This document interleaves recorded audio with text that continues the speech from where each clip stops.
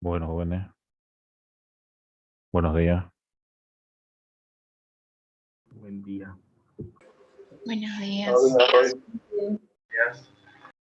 Bien, vamos a continuar, ¿sí?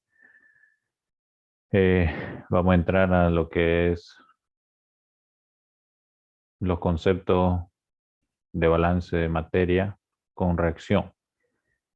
El análisis ya que vamos a realizar, bueno, previo a eso, por favor, vayan corrigiendo su nombre completo, apellido paterno, materno, nombre, registro, ¿ya? He estado revisando las listas y bueno, lo que se indicó en inicio no se está cumpliendo. Sí, bueno, eso ya depende de cada quien, ¿no?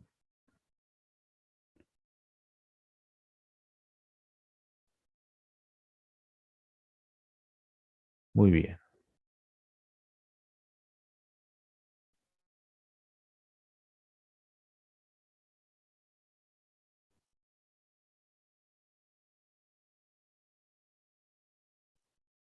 Cualquier duda, consulta, la realizan, ¿sí?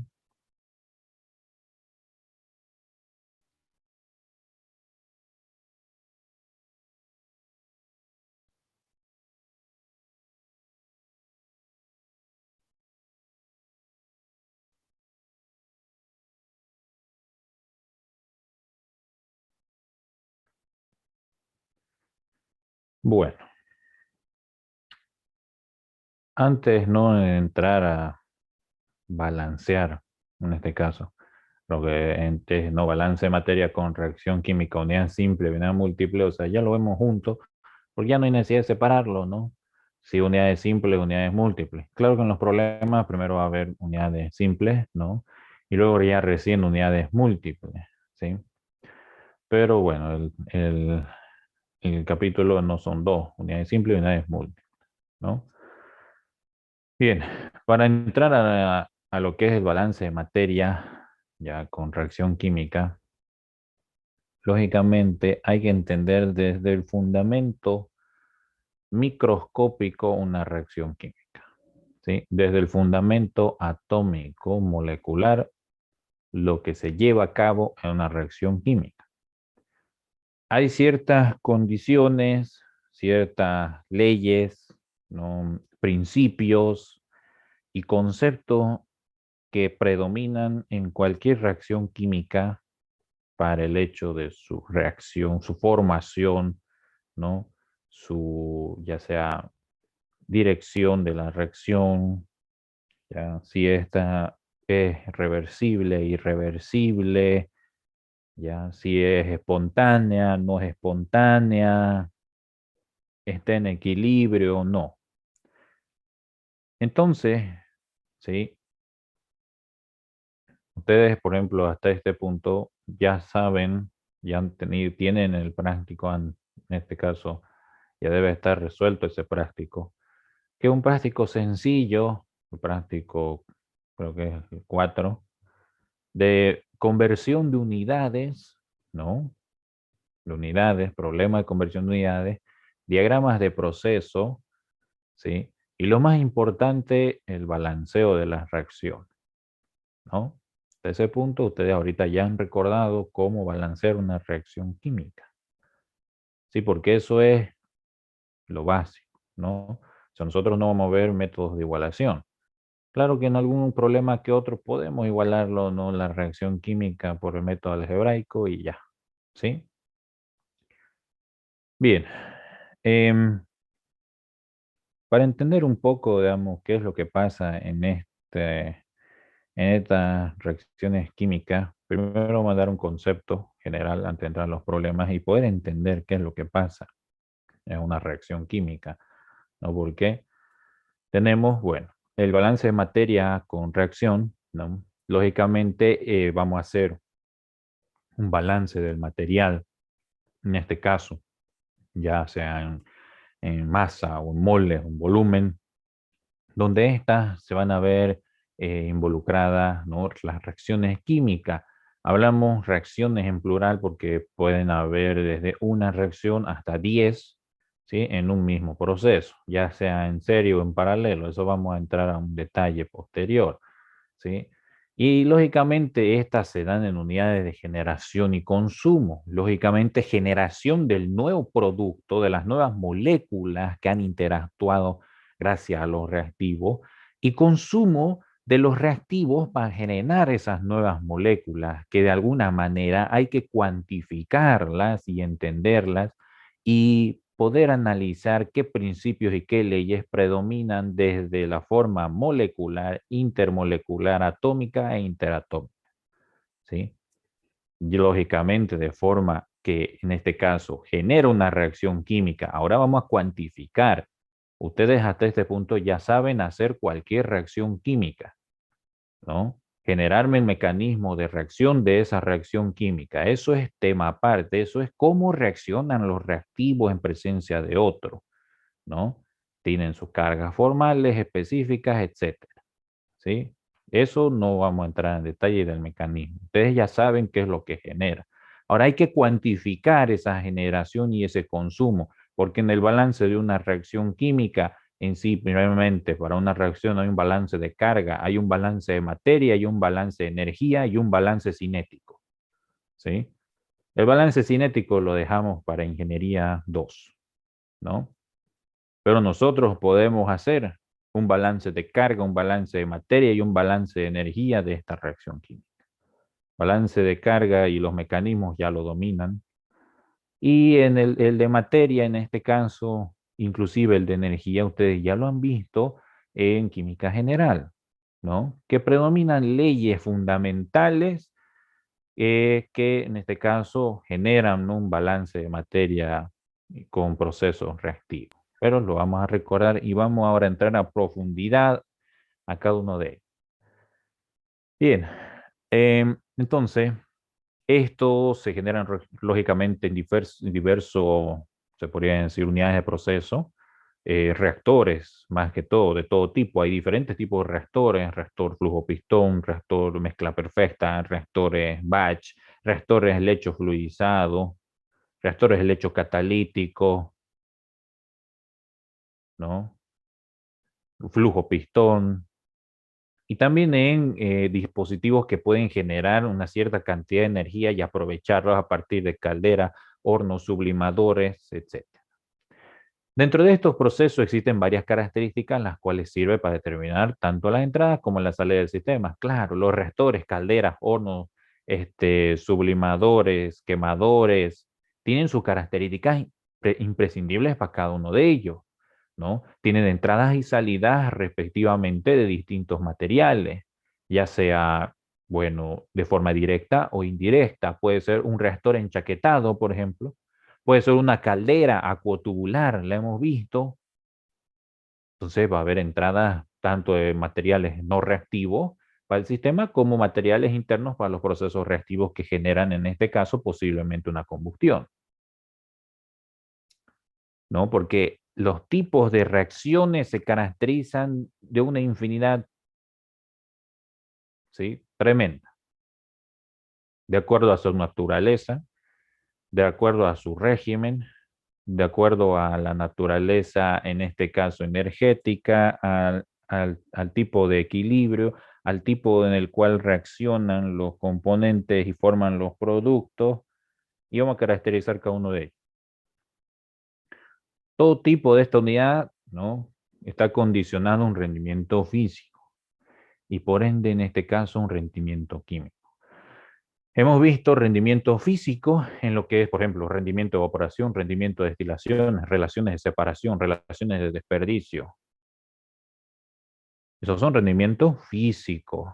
En el caso de rendimiento químico es totalmente diferente porque el rendimiento físico está involucrado con respecto a la tecnología, al proceso no reactivo que se está llevando a cabo. En este caso, ahora el rendimiento químico no está involucrado a la unidad, al dispositivo, a la tecnología que se está utilizando para llevar a cabo el proceso, sino a la reacción química o a las reacciones químicas, entre comillas, si se generan más de una, que posiblemente puede generarse. En la quema de, en este caso, C3+, no hay solamente una reacción química, Y en el momento que yo le digo C3 Plus, ustedes pueden entenderme a qué compuesto me estoy refiriendo. ¿Qué es el C3 Plus? Disculpen. ¿Quién me dice?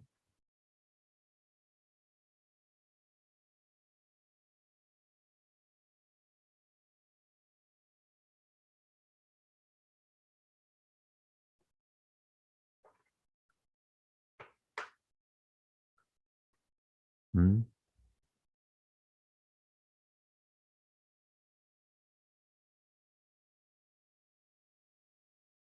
¿Qué es el C3 Plus? La vitamina C. No.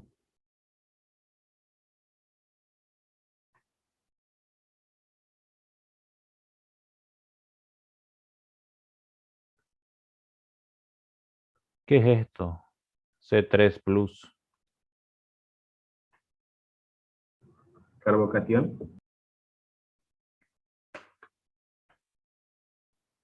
Bueno, creo que no, o sea, seguimos así, no podemos seguir porque no nos vamos a entender. ¿Sí? Et- Proteínas. No, esto es un concepto totalmente sencillo y básico, el cual ustedes deberían dominarnos para saber qué reacciones involucra. Si yo les digo que C3 Plus se oxida o se quema, ustedes tienen que saberme qué reacciones químicas genera aquí, ¿no? Porque no es solo una reacción la que genera aquí, ¿sí?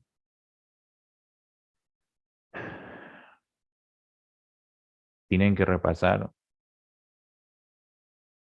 caso contrario va a haber problemas, ¿no?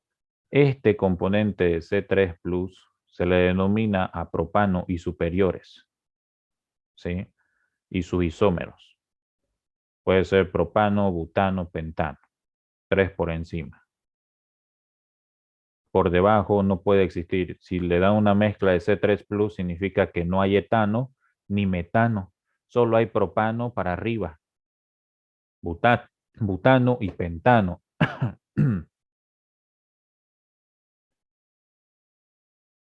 ¿Me entienden? Entonces, si yo le digo esto, bueno, se quema. Ah, tengo una reacción química, propano, butano, pentano. Listo, tiene 3 reacciones químicas para el análisis de 3C plus. Pero si yo le dije solo C3, sí, bueno, o le dice solamente C3, eso genera solo una reacción. Entonces ustedes deben dominar eso, porque la materia es ingeniería de las reacciones químicas. Y esos conceptos de cuántas reacciones genera un reactivo por el tipo de reacción, ustedes ya lo han llevado en otras materias y más profundamente en orgánica. ¿Sí? Yo le puedo decir la reacción de Wolff-Kirchner y usted debe saberme cuál es la reacción de Wolff-Kirchner. ¿Sí? ¿Y qué genera? Porque en los problemas no se le va a dar la reacción, ¿no? Ni los reactivos posiblemente. Se le puede dar el nombre de la reacción, ¿no? O la reacción de Wurtz, la reacción de Stephen-Wolfman, la reacción de Cannizzaro, de Clemens, y hay hartas más, ¿no? Pero bueno, esto es un concepto ya que no predomina la materia, ¿sí? Bueno, en el tema de que existan reacciones químicas, está predominando el rendimiento químico, ¿sí? Lógicamente, esa va a condicionar a la totalidad de reacciones que se llevan a cabo dentro de ese proceso químico que involucra posiblemente un reactor. ¿Por qué digo posiblemente un reactor? Porque hay reacciones que no se llevan a cabo solo en un reactor, puede tener una serie de reactores, como es la sulfoalquilación. Primero debo alquilar y luego sulfonar en diferentes reactores. Primero tengo una reacción de alquilación y luego tengo una reacción de sulfonación, nitración o reducción. Son 2 reactores diferentes.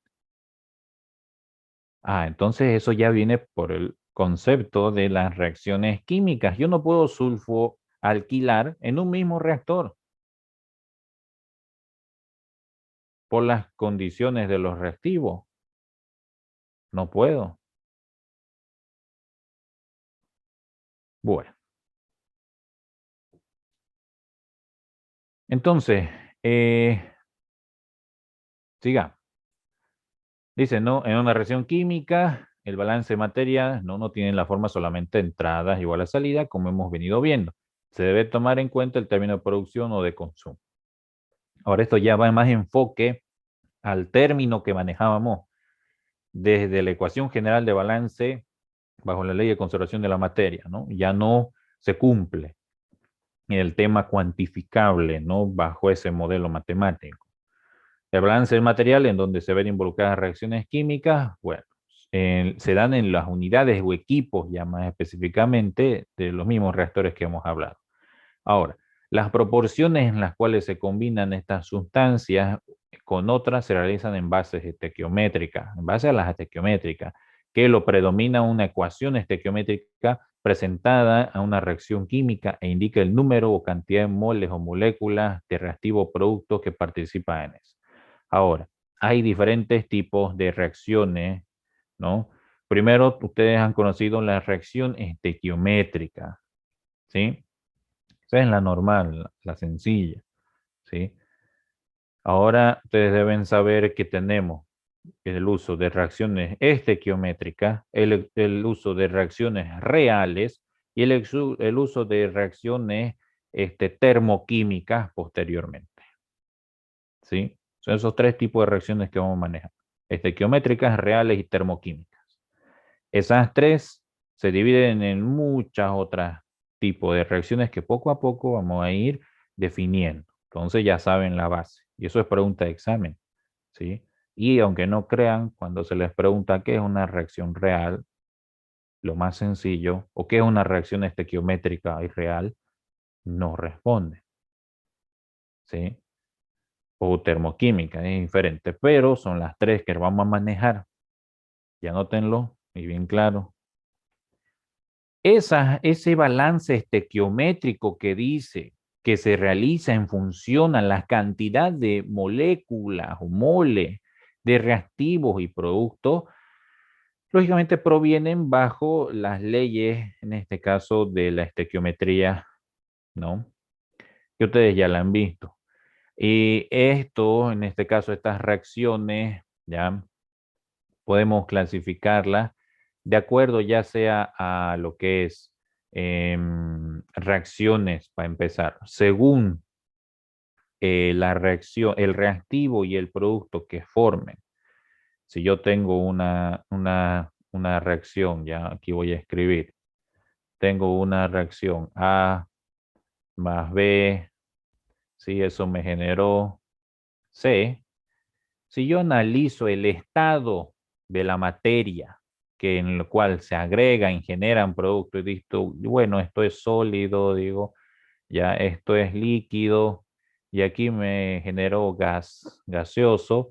A este tipo de reacciones con respecto al cambio físico que sufren sus reactivos y sus productos se denominan reacciones heterogéneas, y cuando todos los componentes, en este caso, digamos que sea líquido aquí, líquido acá y líquido el producto, son reacciones homogéneas, ¿sí? El primer orden que vamos a desglosar: reacciones heterogéneas y reacciones homogéneas, de acuerdo a la naturaleza de los cambios físicos que ocurren en la parte de reactivo-producto, cómo se agregan los reactivos y cómo se formó el producto, ¿no? Ahora ahí podemos analizar los cambios de estado, si hubo una fusión, una solidificación, una condensación, una evaporación, ¿no?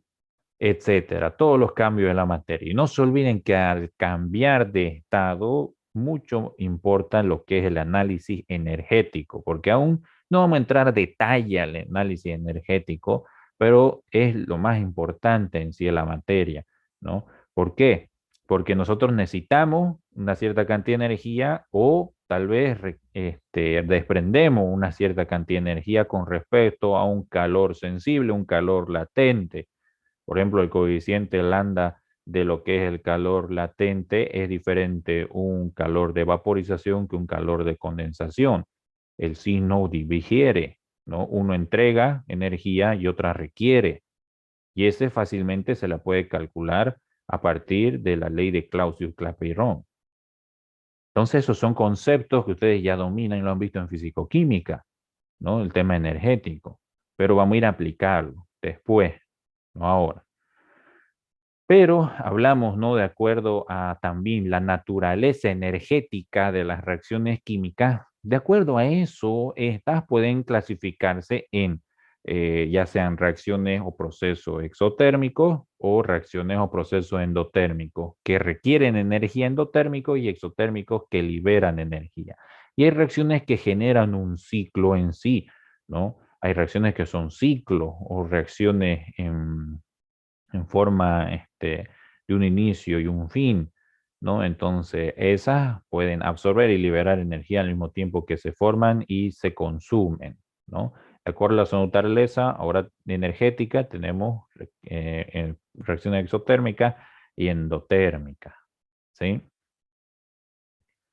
Bien, ahora esas mismas reacciones nosotros debemos añadir que nosotros podemos analizar estas reacciones, ya sean reacciones irreversibles en un solo sentido o reacciones reversibles de cualquiera de estos dos tipos, heterogéneos, homogéneos, endotérmicos o exotérmicos. Entonces ya hemos categorizado en se podría decir una clasificación bastante importante de estas reacciones, ¿no? Y estas mismas se pueden escribir de forma estequiométrica, de forma real y de forma termoquímica. Entonces ya tenemos un desglose bastante grande, ¿sí? Bien. De acuerdo a esa caracterización de las reacciones, lógicamente en las que predomina el balance estequiométrico en sí, las ecuaciones estequiométricas, las leyes ponderales y las leyes estequiométricas, ustedes lo han visto. La ley de conservación de la materia es la ley de Lavoisier, ¿sí? Las leyes de las proporciones definidas, la ley de Prost, las leyes de las proporciones múltiples, la ley de Dalton. Son las leyes que han visto en este caso que predominan de forma molecular, ¿no? Las reacciones químicas y lo han visto en estequiometría. Y nosotros vamos a hacer uso de esas leyes estequiométricas para el cálculo, lógicamente, del balance del material, ¿no? Bueno, los conceptos estequiométricos, lógicamente, eso analizan lo que son estructuras, ¿no? Las estructuras pueden analizarse en función a átomos, de dos o más forman moléculas.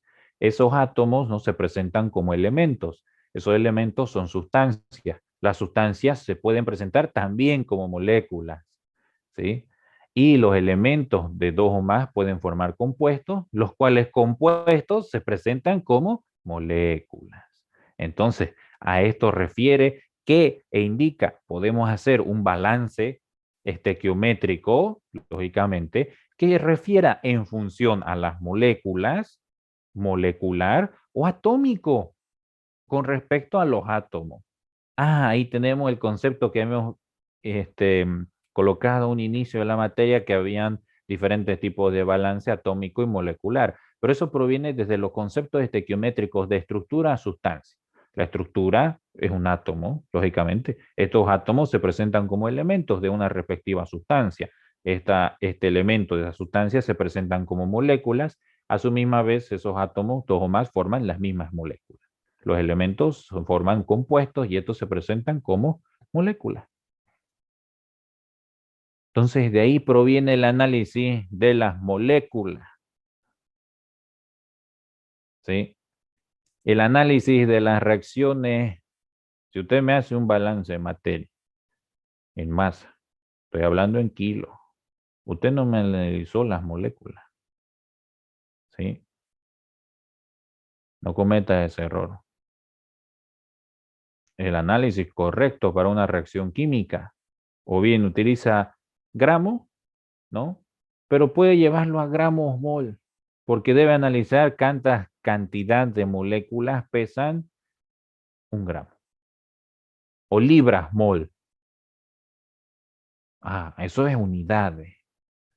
Pero si usted me balanceó en kilos simplemente, no me analizó lo que es de forma estructural su compuesto o sustancia que formó una cantidad exacta de moléculas.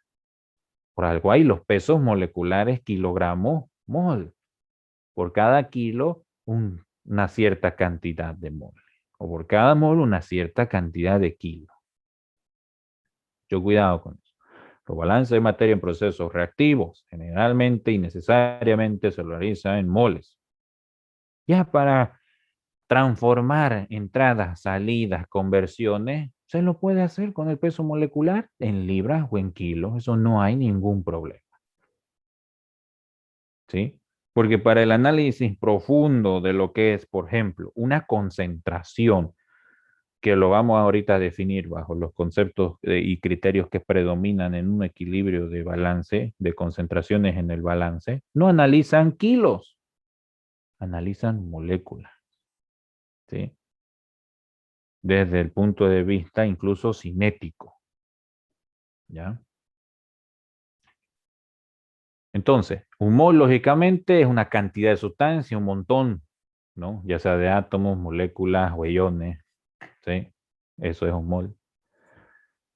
Entonces definimos, ¿no?, la cantidad de sustancia que contiene tantas cantidades elementales, átomos, moléculas u otras partículas como átomos exactamente, en gramos, kilogramos, isótopos, ya son alotropías exactas, pueden ser de carbono, azufre, nitrógeno, pero este tiene una cierta cantidad de unidades, ¿no?, que lo define como el número de Avogadro. Un mol, una cierta cantidad de átomos o unidades, si ustedes quieren ver, o partículas también, ¿sí?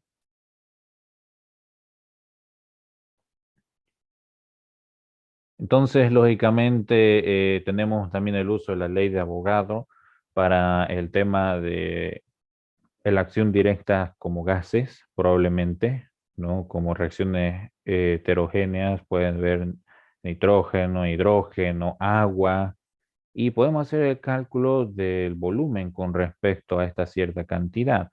Un volumen. ¿Quién me dice, a ver, o quién recuerda qué volumen es este que dice 22.4 litros? ¿Qué volumen hace referencia?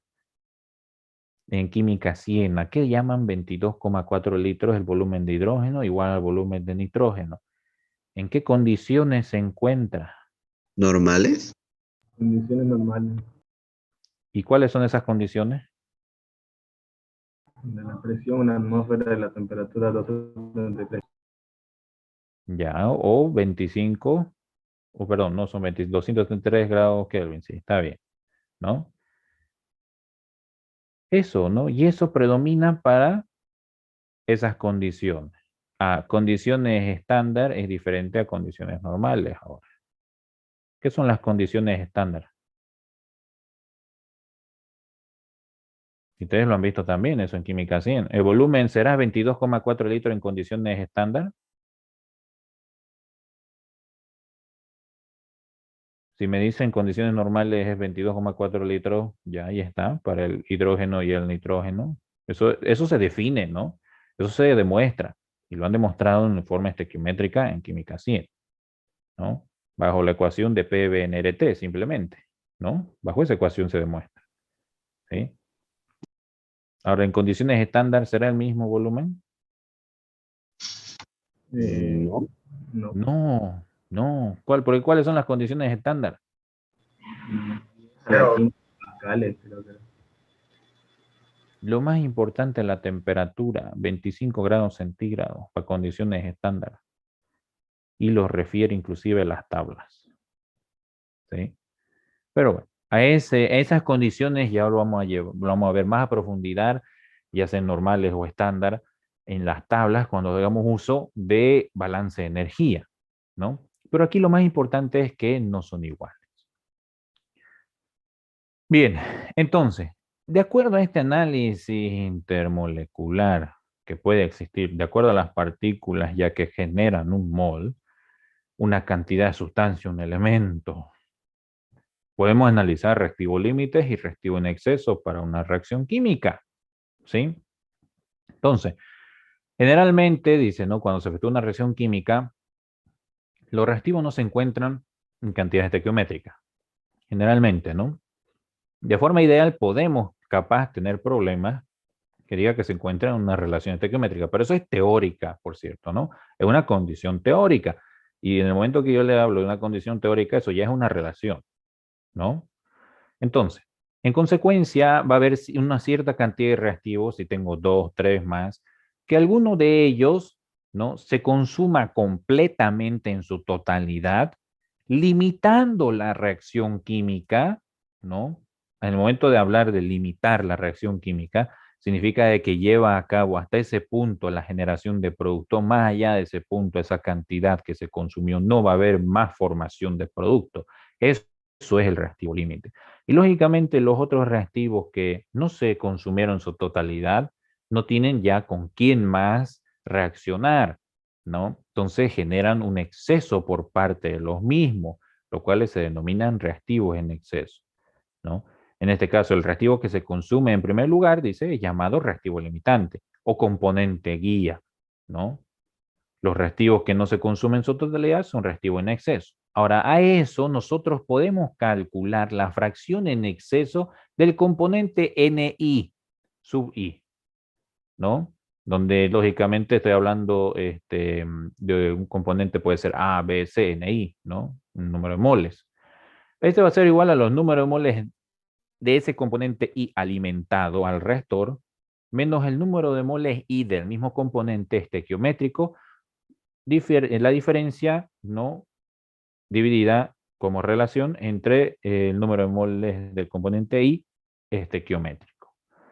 A eso tengo la fracción en exceso del componente I, ¿sí? Del reactivo en exceso, lógicamente. Ahora, el porcentaje en exceso de ese reactivo Ni número de moles es esa fracción solamente que multiplicada por 100. Ajá, ahí hablamos fracción, ¿no? En exceso. El porcentaje de la fracción en exceso simplemente es multiplicarla por 100%, ¿no? Porque se dan cuenta aquí vamos a tener unidades de I sobre unidades de I se anula. Y entonces podemos sacar un porcentaje. Y el cálculo del reactivo límite, ahí vamos a manejar dos formas. Eso lo vamos a ver en los problemas, ¿no? En forma comparativa con respecto a las entradas y en forma molar con respecto a la reacción, ¿no? Hay esas dos formas para calcular. Una es la comparativa y otra es la molar. Ahora, también hay la fracción, sí, así como la que predomina en el exceso, hay la que predomina en el límite. Ahora, una vez se identificó cuál de los reactivos es el relímite y el exceso, tenemos el análisis de la fracción de conversión de un reactivo. Pero la fracción de conversión de un reactivo va a estar siempre en función al reactivo limitante, la fracción de conversión sobre el reactivo límite, siempre, ¿ya? Ahora dice, el análisis de los reactores químicos con separación de productos o recirculación de los reactivos no consumidos, se utilizan dos definiciones de conversión de reactivos. Claro, para unidades simples, ¿ya? Reactores simples, la fracción de conversión se define en los moles, ¿no? Del reactivo que reacciona sobre los moles del reactivo alimentado o que ingresa. Pero esos moles del reactivo que reacciona tiene también su desglose. Lo vamos a ver más adelante. Pero tenemos la fracción de conversión, ¿no? Y como dice porcentaje de la fracción de conversión, lo podemos multiplicar por 100 también. ¿Sí? Bien. Y eso hablamos para el reactor, un solo reactor, fracción de conversión en un reactor. Cuando tengo una unidad múltiple o conversiones en varias etapas que puedan generar recirculaciones o derivaciones, analizo conversión global. Es diferente a la conversión una sola etapa. Porque la conversión, en este caso, ya en se podría decir, en una sola etapa analiza lo que es la entrada de reactivos al reactor menos la salida de reactivos al reactor sobre la entrada de reactivos al reactor. ¿Qué significó esta conversión en una sola etapa? ¿Qué es la fracción de conversión en un solo reactor? ¿Y qué es entrada de reactivos al reactor menos salida de reactivos al reactor? Es los moles que reaccionaron dentro del reactor. El desglose de moles que reaccionan dentro del reactor es igual a la entrada de reactivos al reactor menos su salida. Eso es igual, lógicamente, se divide entre la entrada de reactivos al reactor, ¿no? Ahora bien, lógicamente, para una conversión global, ¿ya? Para una conversión global, ya no hay solamente entrada de reactivos al reactor, es entrada de reactivos al proceso menos salida de reactivos del proceso dividido entre la entrada de reactivos al proceso. En forma global. Uno analiza solo la unidad reactiva, que es el reactor, y el otro analiza lo que es el proceso. Conversión en una sola etapa y conversión global. ¿Qué hablamos de etapas? Cuando hay recirculación podemos analizar los pasos que en este caso necesita para llegar a una cierta conversión. Y lo podemos calcular. ¿Sí? Bien. Se llama también fracción de conversión o conversión fraccionaria al cociente. Moles consumidos se lo define F, moles consumidos o moles que reaccionan sobre moles suministrados o moles alimentados. Ahí está, moles que reaccionan, moles alimentados. Es igual a moles de entrada entre menos moles de salida dividido entre moles de entrada. ¿Sí? ¿Cuál es la condicionante de la fracción de conversión? La fracción de conversión F no puede ser mayor a 1. ¿Sí? Debe ser menor o igual a 1. Esa es la restricción de la fracción de conversión global y en una sola etapa, de la misma manera. Y está sobre el reactivo límite. Ahora, lógicamente, si ustedes quieren analizar primero desde la conversión, la función que no reaccionó, ¿no? El factor que no reaccionó del mismo componente, lógicamente, la fracción que no reaccionó es la inversa proporcional a la unidad. Y si estoy analizando porcentaje, la inversa proporcional al 100%. 1 menos la fracción de conversión es la fracción que no reaccionó. ¿De quién? Del reactivo límite. Bien. Entonces, yo tengo ahora el análisis importante, ¿no? Hablamos de conversión. Un concepto interesante para lo que es grado de avance, ¿ya? Se denomina grado de avance, se lo representa como epsilon, ¿ya? La expresión epsilon se llama grado de avance de la reacción y tiene las mismas unidades que los números de moles, ¿sí? Ya sea de entrada o de salida, porque son los moles de la especie I que está reaccionando, ¿no? Ya sea en la alimentación del flujo VI con el cociente estequiométrico del componente I o especie, ¿no? De una reacción química. Ahora, nosotros podemos analizar qué es el grado de avance, es la cantidad de moles, la cantidad de sustancia que se transformó o se está transformando en producto. Puede haber grado de avance para reactivos que se está consumiendo. Puede haber grado de avance para productos que se están formando. Ahora bien, tienen la fórmula, la siguiente fórmula, ¿no? Número de moles I, que involucra el número de moles salientes del reactor, va a ser igual al número de moles de I sub 0, número de moles iniciales de entrada al reactor, más menos, aquí, más menos, puede ser, el coeficiente VI del componente a analizar estequiométrico por el grado de avance epsilon. Más se lo utiliza en este caso cuando es producto para el análisis de grado de avance y menos se lo utiliza cuando es el análisis para un reactivo. En este caso, este ejemplo que ponemos aquí está para un reactivo. porque está menos, ¿no? Lógicamente, si se conocen las cantidades alimentadas y también cualquier valor de NI, es posible calcular el grado de avance aplicando la ecuación citada al componente para el cual se conoce NI. Los números de moles que necesitamos averiguar del componente que está formándose o está consumiéndose, porque podemos hacer un análisis tanto para productos como para reactivos. Eso es grado de avance. Entonces, todo esto puede cambiar con respecto a un rendimiento.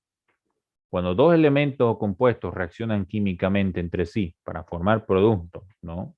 Los reactivos, cuando reaccionan entre sí para formar varios productos, uno, dos, ¿sí? Muchas veces no lo hacen con la reacción completa, siempre puede ser incompleta. Es decir, que algunos no se consumen en su totalidad, no hay cierta cantidad de reactivo limitante que no reacciona para formar producto, puede haber reacciones secundarias, etc. Entonces, el rendimiento son los moles formados del producto deseado. Estoy hablando del producto deseado, ¿ya? Sobre los moles que se hubieran formado si no existieran reacciones secundarias y todo reactivo limitante reaccionara, ¿no? Como si todo el producto, el reactivo, perdón, se hubiera transformado en el producto deseado, ¿sí? Ese es el rendimiento químico.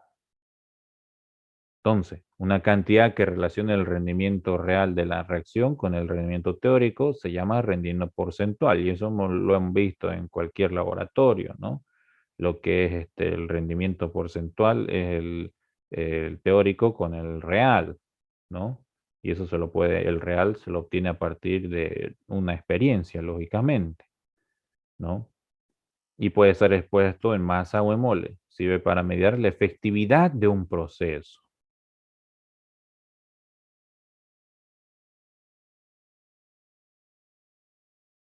La selectividad, ¿sí? La selectividad.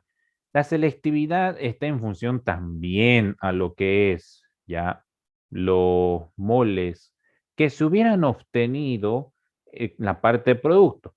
Pero analiza el cociente, ya, de los moles formados como producto deseado, porque siempre una reacción química ahora, en la formación de esta reacción, tiene un producto deseado y tiene un producto indeseado, ¿sí?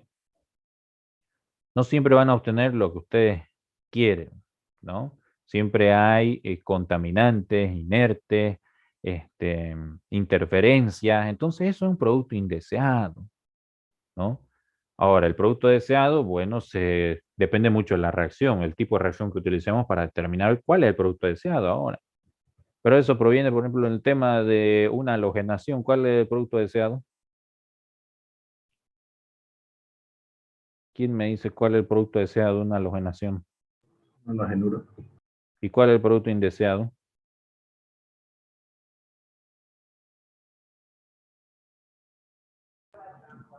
El ácido hidrácido. Ya, el ácido hidrácido. Bien, ahí está. Entonces ya tienen lo que es el producto deseado e indeseado para una reacción química, ¿no? Y así para cualquier reacción. Ustedes saben cuál es el producto deseado y cuál es el producto indeseado. Para combustión, sulfonación, alquilación, nitración, oxidación, reducción, ¿no? Y reacciones específicas que podemos analizar, por ejemplo, como la reacción de Clemens. ¿Cuál será el producto deseado de la reacción de Clemens? ¿Cuál será el producto indeseado?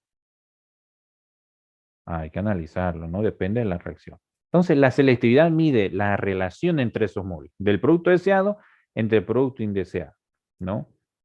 Y dice, la selectividad en las reacciones químicas es la competitividad que se genera entre dos o más reacciones. Tanto la selectividad como el rendimiento sirven para medir el grado en el cual se lleva a cabo una reacción deseada respecto a las reacciones alternativas que compiten con ellas, las indeseadas.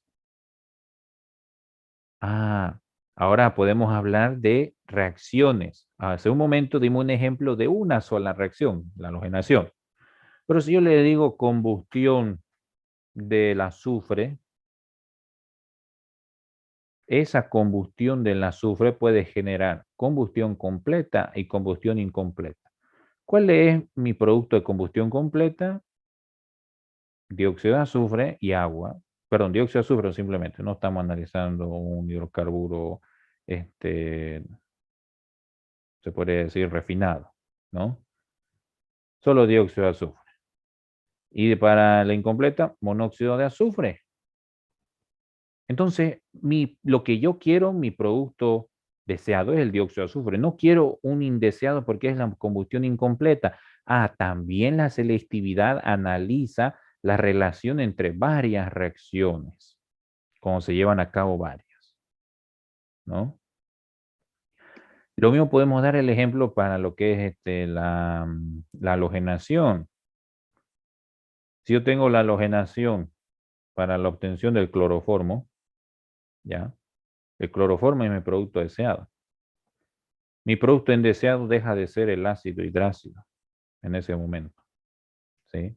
Porque para la obtención del cloroformo existe un mecanismo de reacción. Y para llegar a ese tricloruro de metilo, que es el cloroformo, debe pasar por el dicloruro de metilo, ¿no? Y el cloruro de metilo, perdón. Entonces, tengo dos componentes no deseados o indeseados. En este caso, lo que no quiero es el dicloruro de metilo. Cuando hay varias reacciones. Pero cuando hay solo una, hace referencia a los productos, ¿no? Pero en sí a los productos de la misma reacción. Cuando hay varias reacciones, a los productos de diferentes reacciones. Y la selectividad tiene una restricción, ¿sí? La selectividad siempre va a ser mayor o igual a 1. Es inverso a la conversión, ¿no? Porque la selectividad no puede ser menor a 1. Debe ser mayor o igual a 1. Esa es la restricción. Y ahí tenemos, miren, reacciones de combustión por el análisis de selectividad. Los productos de la combustión, también llamados son gases de combustión, gases de chimenea, gases de emisión. Tienen una composición, depende del tipo de combustible que se ha usado. Asimismo, el combustible, si es un hidrocarburo, los productos de combustión son monóxido, dióxido, agua, ¿no? Está formado por carbono, hidrógeno, oxígeno, ¿sí? Entonces puede ser también el alcohol etílico, los productos de combustión son los mismos que se citaron. Además puede existir también azufre, como le dije, nitrógeno también. Pero para el nitrógeno hay que tener cuidado, ¿no? No es lo mismo analizar el nitrógeno inerte del aire, ¿ya? Que entre nitrógeno molecular. Y eso es una condición de reacción. Ahora ya analizamos condiciones de reacción, ¿sí? Usted me puede decir ahorita cuándo se forma el dióxido de nitrógeno, monóxido de nitrógeno, ¿no? Cuando hay nitrógeno en su estado elemental, ¿sí? Es lo mismo que hacer uso del azufre elemental, ¿no? Mientras no se use eso, no hay dióxido ni monóxido de nitrógeno. Eso vamos a manejar hasta en los problemas, ¿no? Bien. Entonces, con respecto a eso, puedo tener, lógicamente, como ya había mencionado, combustiones incompletas y combustiones completas, ¿no? Lógicamente, las combustiones completas producen la totalidad, ¿no?, del componente a quemar, que puede ser el dióxido de carbono, dióxido de azufre, dióxido de nitrógeno, ¿sí? Inclusive para el nitrógeno, no es el dióxido de nitrógeno su reacción completa, pero así no lo han plasmado nosotros, ¿no? Para el nitrógeno tiene igual, pero para el azufre, Para el azufre no es el dióxido de azufre la combustión completa. Si yo quemo azufre en un horno de sulfitación, voy a tener primero monóxido de azufre, el cual se puede transformar en dióxido de azufre y el cual el mismo se puede transformar en trióxido de azufre. El trióxido de azufre es la combustión completa, pero el trióxido de azufre ya es un componente no deseado. ¿Por qué? Porque con humedad, el trióxido de azufre más la humedad ambiente del agua o en el momento que se ponga en contacto con moléculas de agua, eso genera un ácido, el cual es corrosivo, ¿no? Entonces, miren, desde ahí el análisis también la combustión deseada, el componente producto deseado de la oxidación del azufre, el dióxido de azufre. Y el indeseado es el trióxido y el monóxido. Cuando hay mucho combustible, mucho aire, ¿no? Y mucha temperatura, genera trióxido de azufre. Cuando hay menos, ¿no? Genera monóxido. Entonces, miren, hay que cuidar bastante el tema de las condiciones de reacción. Ahora, estos gases que emiten a la atmósfera, que ya son parte del producto, se pueden analizar en diferentes formas. Lo vamos a analizar en los problemas. En base húmeda y en base seca. ¿A qué refiere en base húmeda? En base húmeda que dentro de la composición de ese gas tiene, ¿no? Fracciones o composición de agua.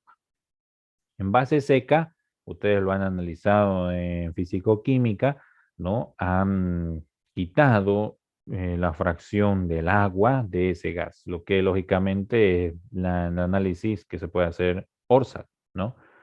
Que determina lógicamente los gases de chimenea, pero en base seca, sin componente de agua. Entonces, la base húmeda genera, ¿no? El análisis con las moléculas de agua.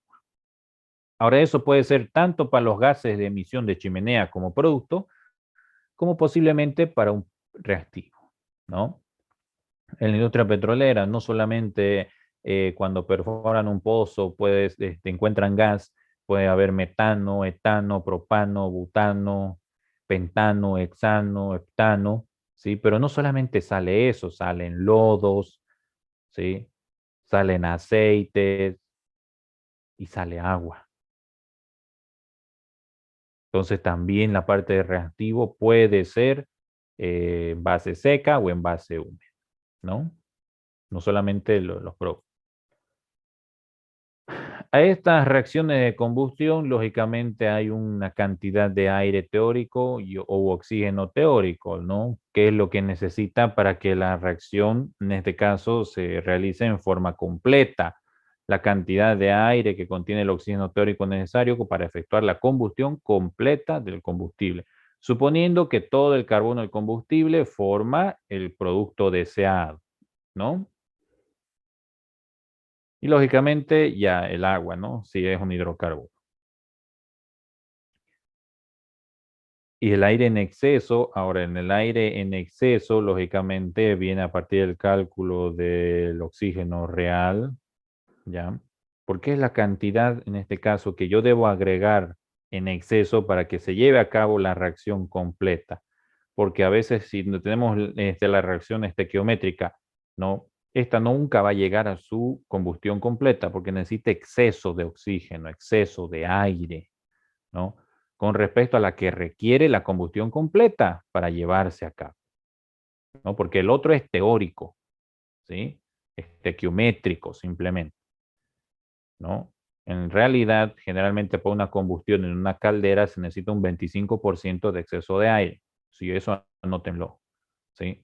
Se necesita un 25% de exceso de aire en la quema del gas para una caldera, ¿ya?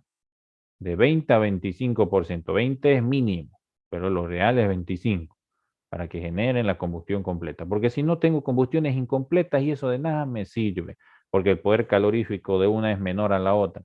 Ahí analizamos lo que es la energía, ¿no? Bien, y eso lógicamente dice, ¿no? Cuando únicamente se lleva a cabo una combustión parcial, ¿no? El exceso del aire o del oxígeno se calcula considerando que en el proceso de la combustión solamente se formaron, lógicamente, el producto deseado. El porcentaje de exceso de aire es igual al porcentaje de oxígeno. Se puede calcular el exceso de aire o el porcentaje de oxígeno. Eso pues por una relación simple, ¿no? De oxígeno y aire. El porcentaje de aire en exceso son moles del aire alimentado menos los moles del aire teórico calculado sobre los moles teóricos por 100. Y si analizo lo que es el porcentaje de exceso de aire, puede ser también, ¿no? Lo que son el oxígeno de entrada menos el oxígeno requerido por la reacción química sobre el oxígeno requerido por la reacción química por 100. Simplemente si calculo lo que es el oxígeno por la relación del aire, que generalmente lo vamos a utilizar 79 nitrógeno, 21 oxígeno, puedo calcular la del aire, ¿no? Bien. Entonces, lógicamente, si se tiene un X valor dado en porcentaje de exceso, generalmente los problemas a veces dan el porcentaje en exceso para calcular otras variables, son los moles del aire alimentado igual a la fracción, en este caso en exceso, por los moles del aire teórico, simplemente. Pero el porcentaje, lógicamente, se debe dividir entre, se puede hacer uso en tanto por ciento o en tanto por uno, ¿no? Eso ya temas de unidad. Bien. Ahora, para la resolución de los problemas, el balance en las reacciones de combustión, ¿no? El procedimiento es el mismo que para el sistema reactivo, pero teniendo en cuenta estos puntos. El nitrógeno que sale del reactor, ¿no? El nitrógeno sale del reactor tal como entra, pero eso tiene su explicación y eso se lo explica con la ecuación real. La salida del reactor debe considerarse el oxígeno que no reacciona y el combustible que no se consume. Generalmente no hay el consumo total del combustible. El porcentaje de exceso de aire y el porcentaje de oxígeno en exceso de aire tienen el mismo valor numérico. Lo hemos visto hace un momento. Si solo sucede una reacción, pueden usar indistintamente balances para especies moleculares o atómicas. Si ocurren varias reacciones químicas, suelen ser más convenientes los balances en especies atómicas. Eso ya es, se podría decir, metodologías de cálculo. Cuando hay muchas reacciones químicas, también es aconsejable usar un balance atómico, ¿no? Para corroborarlo, ¿sí? Porque oxígeno puede consumir una reacción, puede consumir otra, puede consumir otra. Entonces, en moles puede haber tal vez un error de interpretación, pero en átomos no va a haber, porque los átomos deben entrar de la misma cantidad y deben salir en la misma cantidad, ¿no? Y eso lo podemos ver ahorita con, por ejemplo, un ejercicio bastante práctico y sencillo que lo podemos plasmar. Ustedes han visto, ¿no? En lo que es, ahorita les muestro.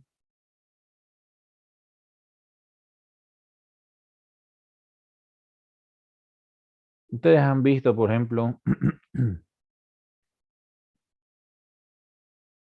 en el práctico, ¿no? A ver, vamos a hacerlo con ustedes. Ustedes me van a decir aquí. Tengo esto. Ustedes me dicen, ¿no? Han visto el balanceo de ecuaciones químicas. Díganme, ahorita esta ecuación está desbalanceada por cantidad de átomos, ¿no? Ya sea moléculas de nitrógeno, hidrógeno. Dice, ¿no? Para la reacción del amoníaco. ¿Cuánto debería poner aquí en nitrógeno? Si yo pongo 1, miren, puede ser una molécula de nitrógeno. ¿Con cuánto debería reaccionar esta para que sea igualitaria? 3. A ver, veamos. Dice 3 su compañero, ¿no? Ahí está. Tengo 3 moléculas de hidrógeno, ¿no? 3 moles, las cuales son 6 átomos. Y aquí tengo 2 átomos, ¿no? Puedo hacer un balance molecular o un balance atómico. 6 átomos de hidrógeno, 2 átomos de nitrógeno. ¿Sí? ¿Cuánto tendré que colocar ahora en el amoníaco formado? 2 moles. A ver, pongo 1, no está igualado. Pongo 2, ahí está igualado. Y puedo contar la cantidad de átomos. Tengo 2 átomos de nitrógeno, ahí están los 2 átomos de nitrógeno. ¿Puedo contar los átomos de hidrógeno? Puedo contarlo, ahí están. Son 6 átomos de hidrógeno. Entonces, para el balance atómico, la cantidad de átomos que entran son igual a la cantidad de átomos que salen. ¿Sí? Y también pueden hacer un balance molecular. A ver, veamos para la combustión del metano. Aquí está. Díganme, ¿cuántas moléculas debo poner de metano? Si yo quiero una molécula de metano simplemente. Tengo un átomo de carbono y tengo 4 átomos de hidrógeno. ¿Cuántos de oxígeno? 2. A ver, veamos. 2 dice. 2. Tengo 2 moléculas de oxígeno, 4 átomos de oxígeno. ¿Cuánto dará eso de dióxido de carbono? Solamente 1. Dice 1 y de agua. 2 de agua. 2. Ahí está, miren, balances moleculares puedo hacer con respecto a los moles o balance atómico. A ver, dice tengo 4 oxígenos. Veamos aquí tengo 4, 2, 4 oxígenos. Si se dan cuenta en balances atómicos, ¿no? Entra lo que es, por ejemplo, la entrada igual a salida, ¿sí? A ver, para el agua, más sencillo. Tengo una molécula.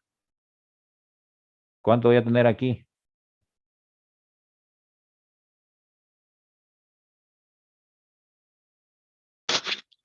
Uno no.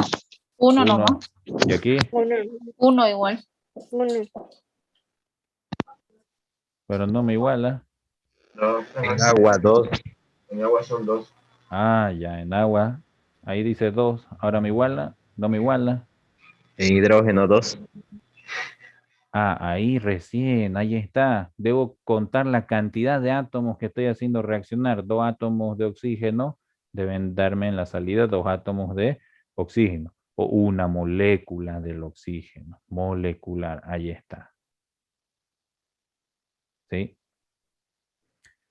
Y lógicamente esto hace referencia no a lo que es, por ejemplo, se podría decir el balanceo de las ecuaciones químicas, porque en ese momento usted ya aplicó lo que es balanceo de las ecuaciones, ¿no?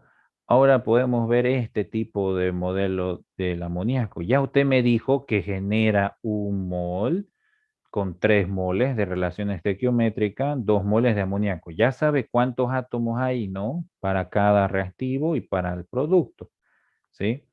Ahora yo debo analizar de forma estequiométrica cuánto es lo necesario para que no haya excedente. Miren, si yo aquí coloco una molécula, 2 átomos de nitrógeno, como quieran verlo, y coloco una molécula de hidrógeno, miren, no hay reacción. Si coloco 2, tampoco hay reacción.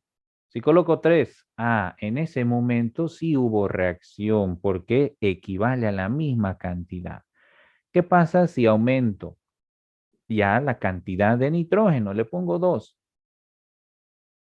En ese momento existió excedente, exceso, porque necesito más hidrógeno para que este nitrógeno excedente reaccione. Entonces, ¿cuál es el reactivo límite ahí? El hidrógeno. El hidrógeno, muy bien. ¿Y qué pasa si hago esto? Ahí. Se iguala, pero me sigue sobrando un mol o 2 átomos de nitrógeno. Significa que debo aumentar o disminuir hidrógeno.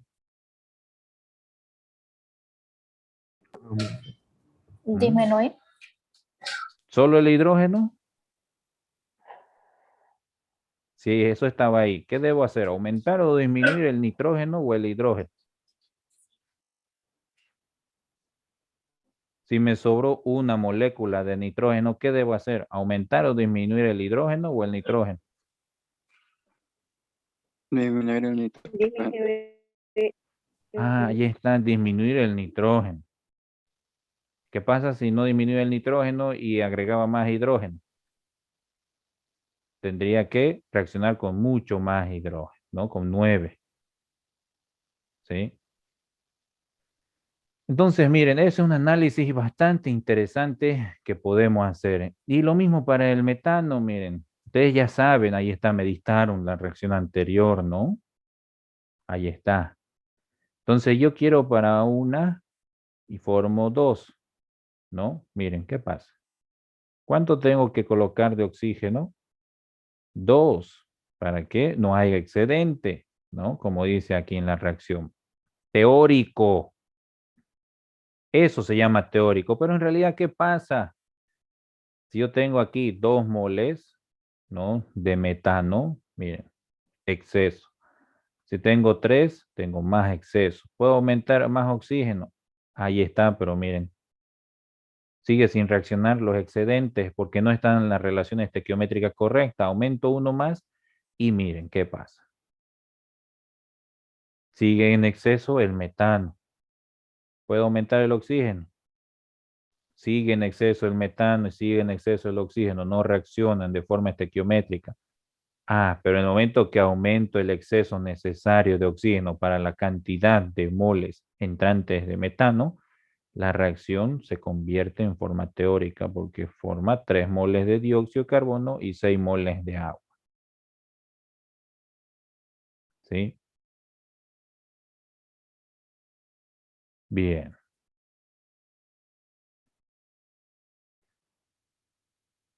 ¿Se entiende? Sí.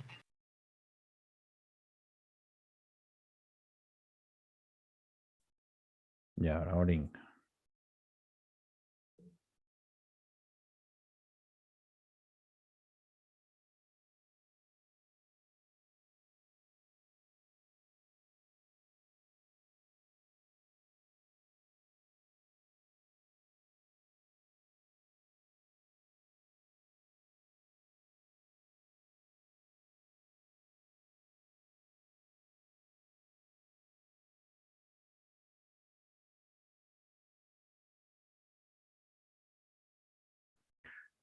Bien.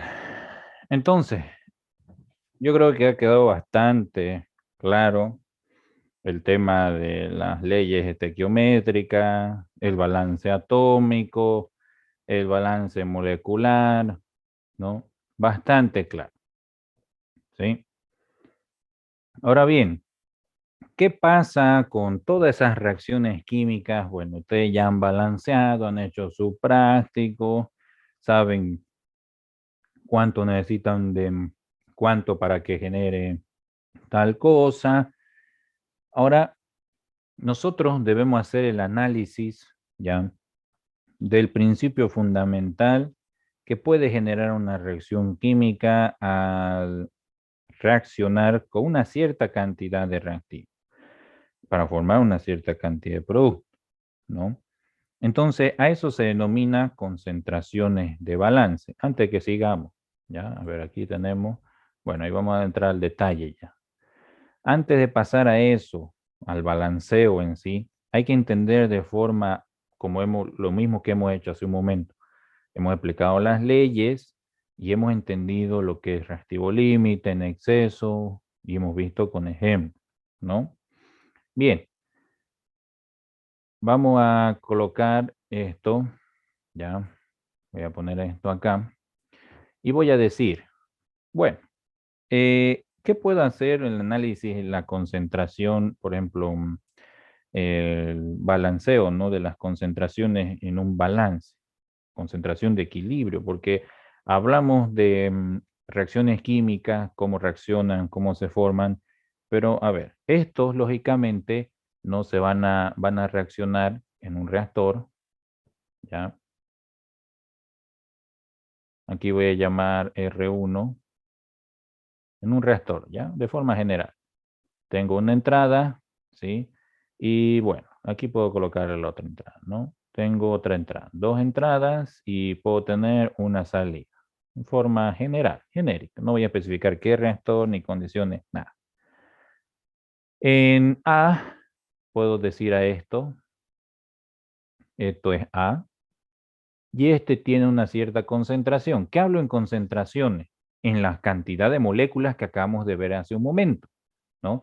Si tiene 2, si tiene 1, si hay excesos, si hay reactivos, si no hay o necesitan más exceso, en comparación a quién, al otro reactivo que tiene también una concentración, una cantidad de moléculas, ¿cierto? Eso estamos analizando ahorita.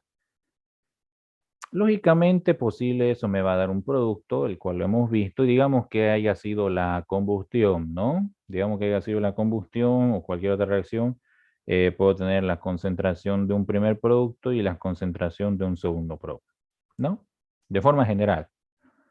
Entonces, ¿yo qué puedo decir para la primera reacción en el reactor? Analizar solo una reacción. Lo más sencillo, puedo analizar A, ¿sí? Más B, ¿qué me va a generar? Me genera, lógicamente, C más D, ¿no? Bien. Ahora, ¿cómo puedo analizar esa reacción yo de A más B igual C más D? Puedo analizarlo en una gráfica, ¿no? Puedo analizar una gráfica. ¿Sí? Tengo acá mi ordenada y aquí yo puedo tener lo que es la concentración, ¿ya? Y aquí puedo tener lo que es el tiempo, digamos, ¿no? Porque esto se lleva en función al tiempo, no se olviden. Las reacciones químicas se llevan en función al tiempo. Puedo analizar siempre, generalmente esto se lo analiza en segundos.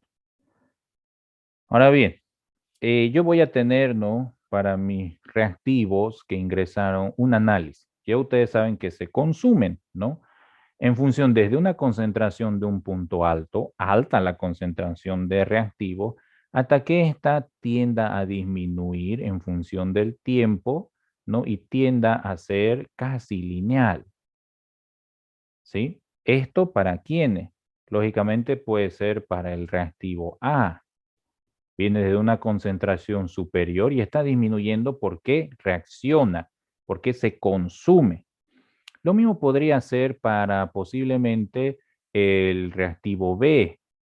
Puedo hacer una misma curva paralela, pero la hago punteada, ¿no? Y está disminuyendo también hasta tornarse lineal. El reactivo B, ¿no? ¿Y qué va a pasar a medida que estos se podría decir, reaccionen, vayan disminuyendo, vayan consumiéndose? Va a empezar a aparecer sí, una curva desde un punto mínimo 0 hasta un punto casi igual a los de los reactivos, voy a asumir, que va a empezar a aparecer producto, ¿no? Hasta este tenderse lineal y que no aparezca más de él, ¿no? ¿Y qué puedo analizar en este punto? Puedo analizar lo que es el producto ya sea C o D. Entonces, si se dan cuenta, aquí, ¿qué yo puedo analizar? En este punto de aquí, a esto denomino tiempo de equilibrio, ¿sí? Porque a ese tiempo, tanto reactivos como productos tienden a formarse de forma lineal, ¿no? Ya no hay ni consumo ni generación de producto. Tiempo de equilibrio, ¿no? O generalmente también se la denomina en función a la concentración, concentración de equilibrio. ¿Cómo puedo hacer ahora para la misma reacción escribirlo de manera distinta? Porque esta reacción puede disociarse y puede formarse. Entonces, yo puedo tener mi reacción para el componente A más el componente B. Como estoy analizando de forma estequiométrica con cantidad de moles, tengo el coeficiente A, tengo el coeficiente B para reactivo. De la misma forma puedo tener para producto, ¿cierto? El producto C con su coeficiente más el producto D por su coeficiente, ¿no? Ahora bien, esto lógicamente tiene una concentración de equilibrio. El equilibrio predomina para lo que es un balance de materia también, porque yo debo saber si solamente se formaron productos o si estos pueden formar también los reactivos en un determinado momento e instante. Entonces aquí yo tengo lo que es una constante K1 para la ida, K directa se denomina, y posiblemente esa reacción general tenga una reacción reversible que se la denomina K indirecta o K2 para la reacción reversible. Ahora, ¿cómo analizo esto yo? ¿Sí? Voy a bajar. Un ratito, a ver.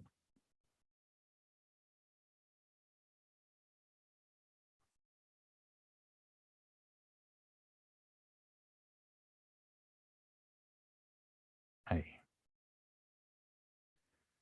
Ahí vamos a bajar. Ya. Bien. ¿Cómo yo analizo esto? ¿Ya? Puedo analizarlo por lo siguiente y se los voy a anotar bien claro aquí. ¿Ya? Esto yo lo puedo analizar por la teoría de colisiones.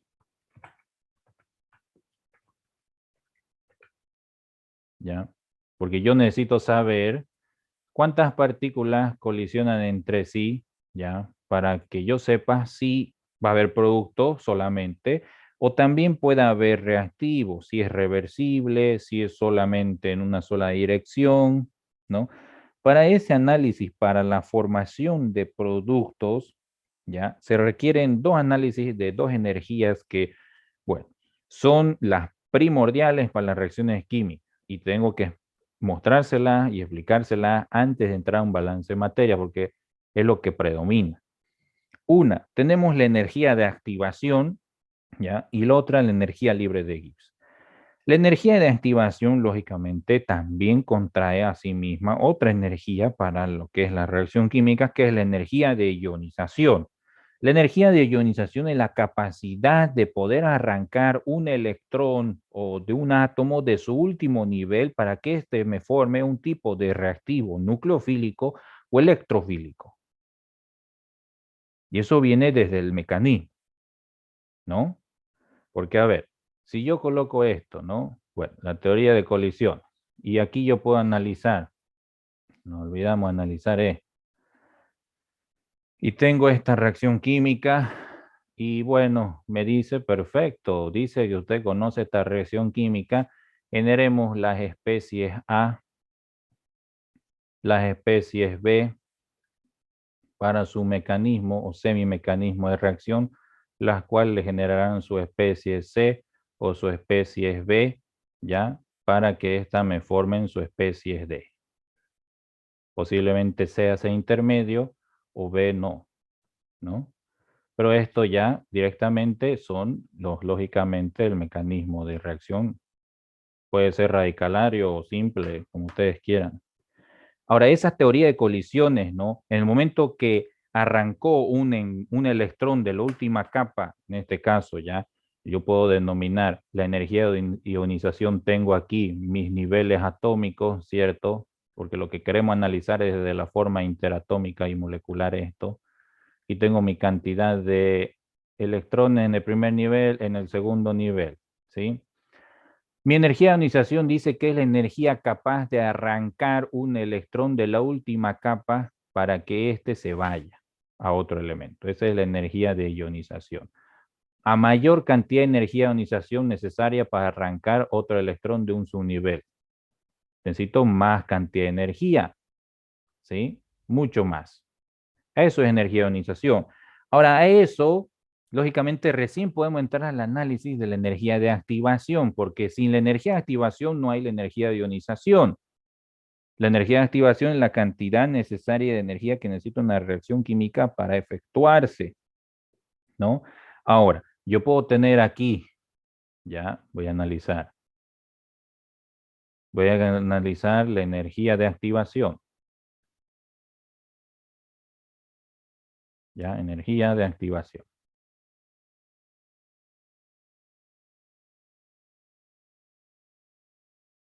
Bien, energía de activación, ¿no? Bien, ¿qué puedo analizar? Lo puedo analizar con una curva también para entender lo que es la energía de activación, ¿no? Puedo analizar la energía en función al tiempo o la duración de la reacción. Tengo una curva, ¿sí? Así. Aquí digo que esta es la cantidad de energía de activación necesaria, voy a llamar EA. Y aquí puede ser el tiempo o la duración de la reacción, no lo mismo. Tiempo, duración de la reacción. También puede ser en segundos, ¿no? Bien, esta energía de activación va a tener una cierta cantidad si yo utilizo a un componente, un agente externo para que predomine esta teoría de colisiones, para ver si se efectúa o no con respecto al uso de catalizadores o no. Yo puedo tener una pequeña curva así hasta que ésta se mantenga constante, ¿ya? O difiera. Y puedo analizar a esto con otra pequeña curva comparar, ¿no? Una curva más pequeña, lógicamente, también que parte del mismo punto, sí, pero que va por debajo, ¿no? Y tiende casi hasta el mismo punto, ¿no? Hasta tenderse igual. Entonces, yo puedo analizar esto de dos diferentes maneras. Si yo aquí agarro una escala. A ver.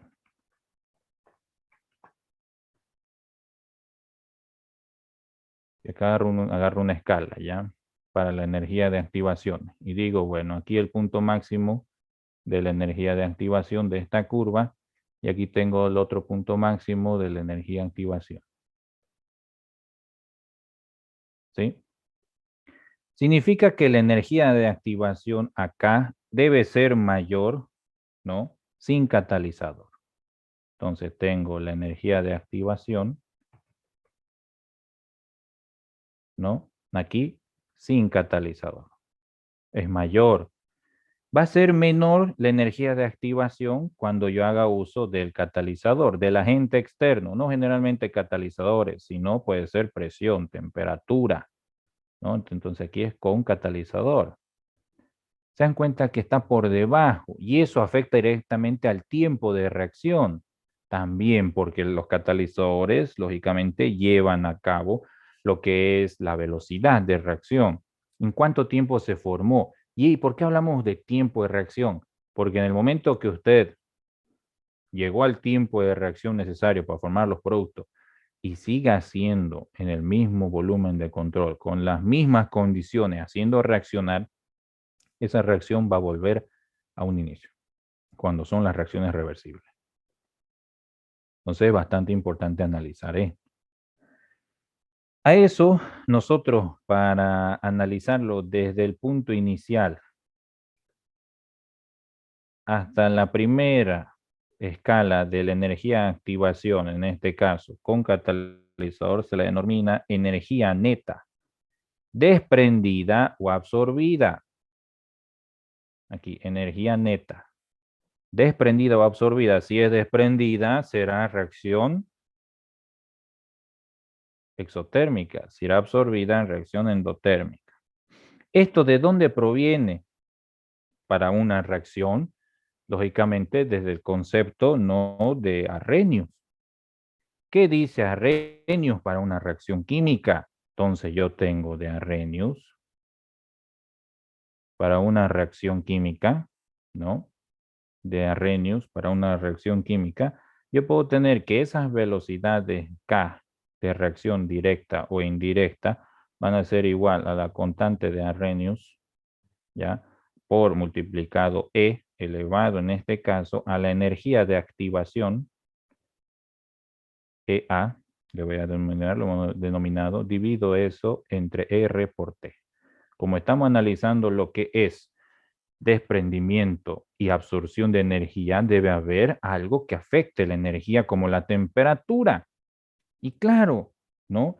Cuando se rompen enlaces, se debe absorber energía. Cuando se forman enlaces no nuevos, se liberan energía. ¿Pero qué es la energía? La energía yo debo asumirla como la acción directa de posiblemente la temperatura, porque la temperatura me va a variar con la presión.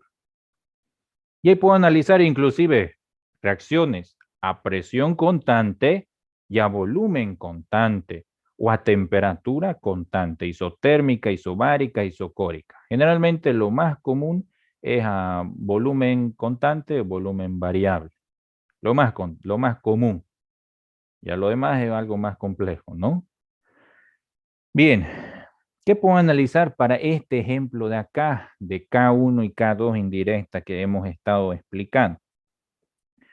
Yo voy a saber, entonces aquí voy a decir, ¿ya?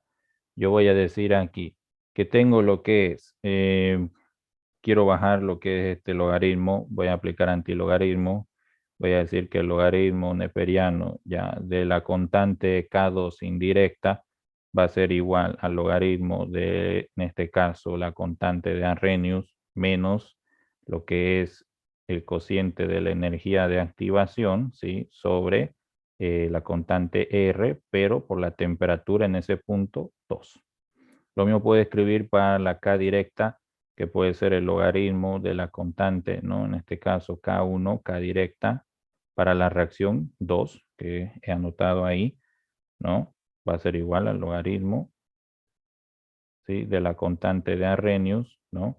menos lo que es la energía de activación, ¿no? Sobre la constante R por la temperatura 1, ¿sí? ¿Qué puedo analizar de esto?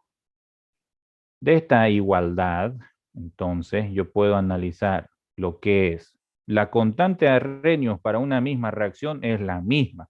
La constante de Arrhenius es diferente cuando existe en el análisis de dos reacciones distintas. A' voy a llamar, es diferente. Si hubiese una reacción de combustión completa y combustión incompleta, o una reacción de hidrólisis y otra de oxidación, esa constante de Arrhenius va a variar. Pero como es una sola la reacción la que tengo, entonces puedo asemejarlas a esto, igualarlo, ¿no? Los términos de la constante de Arrhenius. ¿Y eso a qué me va a traer igual? Si ustedes lo igualan esto, voy a tener lo que es, a ver, logaritmo, ¿no? De la constante, en este caso K2, más, ¿no?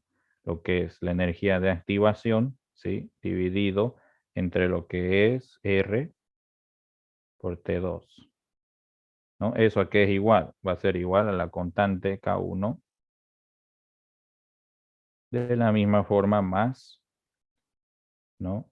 La energía de activación sobre lo que es R por T1. De aquí puedo hacer operaciones. ¿Para qué? ¿Qué es lo que yo quiero analizar? Lo que es el equilibrio de esta reacción química.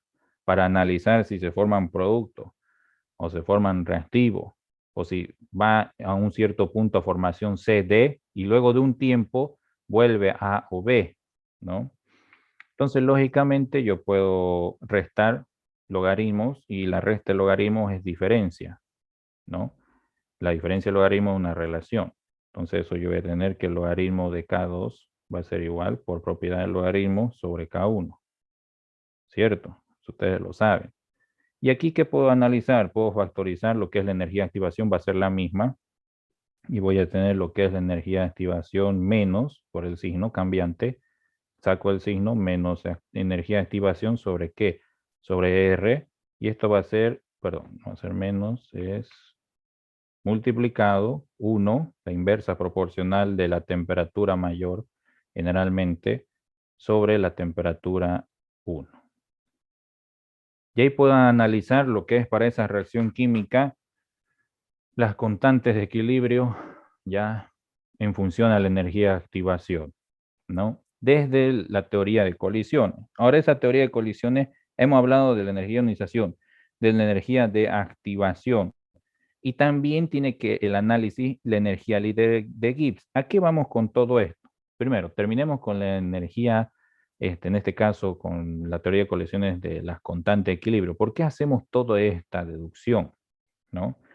Si usted me dice cada constante de equilibrio, voy a escribirlo aquí con verde. Acá va. ¿A qué vamos con todo este análisis? Cada constante de equilibrio, ¿ya? Para la reacción química, ¿a qué va a ser igual? Voy a tener la constante de equilibrio, ¿sí? Porque yo necesito saber si está o no en equilibrio la reacción para ver si me forma producto o no. De esa reacción de allá arriba va a ser, formaba C, y ustedes lo han debido ver esto en química general, ¿no? Lo que es D, y cada uno de estos elevado a su coeficiente, ¿cierto? Puedo analizar C, puedo analizar lo que es D. Dividido entre sus, lógicamente, reactivos. A era y B. ¿No? Aquí tengo una mayúscula. No voy a poner A y voy a poner B. Sus coeficientes, ¿no? La constante de equilibrio. Puedo escribirlo así. ¿Qué factores me pueden influir en la constante de equilibrio? De acuerdo al principio de Le Chatelier, porque aquí estamos hablando bajo concepto, bajo el principio de Le Chatelier, los factores que influyen en esta constante de equilibrio de acá, ¿ya? ¿Cuáles son? La temperatura, la concentración y la presión, ¿no? Ese es el principio de Le Chatelier, ¿sí? ¿Qué dice ahora bajo ese análisis? nosotros podemos analizar la concentración. La concentración simplemente, lo más sencillo. Puedo analizar a mayor, ¿no?, concentración de productos, esta reacción se desplazará hacia la izquierda, ¿no? A menor concentración de productos, esta reacción se desplazará a la derecha. Pero no solamente puedo analizar lo que es productos, también reactivos. Así es, a mayor concentración de qué, de reactivos, podré analizar que esta reacción se desplaza a la derecha. A menor concentración de reactivos, ¿no?, esta reacción se desplazará hacia la izquierda. ¿Sí? Para eso hacemos todo este análisis de concentraciones, para saber hacia dónde va la reacción, si es reversible o no. Para el análisis con un ejemplo. ¿Ya? Con un ejemplo.